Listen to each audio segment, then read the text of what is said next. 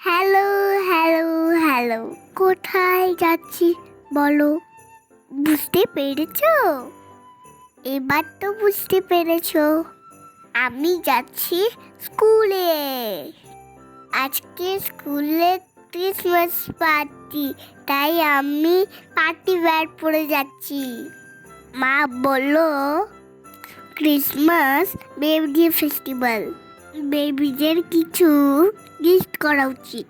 তাই মা ক্লাসে টিচারের জন্য আর ক্লাসের ফ্রেন্ডদের জন্য মা চকলেট পাঠিয়েছে। এখন আমরা স্কুলে যাওয়ার পথে। আজকে স্কুলে যাচ্ছি বলে কত আনন্দ লাগছে বলো তো। স্কুলে আজকে অনেক ফান হবে। আমি তো স্কুলে চলেই এসেছি।